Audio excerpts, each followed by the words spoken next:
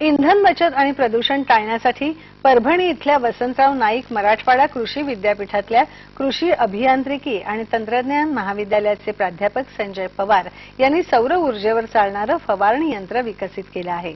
रत्नागिरी इथे नुकत्याच झालेल्या संयुक्त कृषी संशोधन परिषदेत या तंत्रज्ञानाचा प्रसार शेतकऱ्यांमध्ये करण्यास मान्यता मिळाली आहे।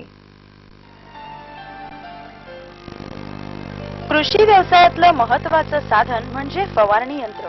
मात्र बाजारात उपलब्ध असलेली यंत्र पेट्रोलद्वारे चालणारी आणि खर्चिक असतात, त्यामुळे प्रदूषणही मोठ्या प्रमाणावर होतं। याला पर्याय म्हणून परभणी इथल्या वसंतराव नाईक मराठवाडा कृषी विद्यापीठानं सौर ऊर्जेवर चालणारं फवारणी यंत्र विकसित केलं आहे। अपारंपरिक ऊर्जा स्रोताचा कृषी क्षेत्रात जास्तीत जास्त वापर व्हावा, तसंच इंधन बचत व्हावी या उद्देशानं हे सौर यंत्र विकसित करण्यात आलं आहे। या सौर यंत्रामुळे प्रदूषण टळून इंधन बचत होऊ शकते आणि शेतकऱ्यांना त्याचा आर्थिक फायदा होऊ शकतो। या पंपाद्वारे 2 ते 8 फुटापर्यंत आपण कोणत्याही पिकावर फवारणी करतो। फवारणी करताना दोन्ही विरहित आहे, कंपन विरहित आहे आणि कोणत्याही प्रकारचे पेट्रोल डिझेल लागत नसल्यामुळे प्रदूषण विरहित आहे।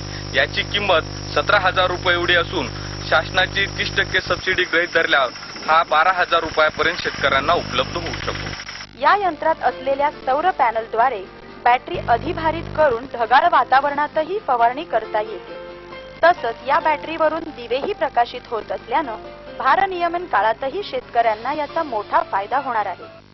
ऊर्जेच्या बचतीसोबतच यामध्ये मजुरांची कमतरता जी भासली आहे ती त्याची उणीव सुद्धा यांनी दूर होऊ शकते आणि या दृष्टीने विद्यापीठाने जे स्प्रेयर आहे फवारणी यंत्र जे सर्व शेतकऱ्यांना उपयोगी पडते या यंत्राचे विकसित करण्याचा ध्यास घेतला होता आणि त्या दृष्टीने हे यंत्र विकसित केलंय। सध्या उपलब्ध असलेल्या यंत्रांच्या तुलनेत कमी किंमत असलेल्या आणि इतर सर्वच बाबतीत वरचढ असलेल्या या सौर फवारणी यंत्राचा प्रचार झाल्यास शेतकऱ्यांना याचा मोठा फायदा होऊ शकतो हे निश्चित।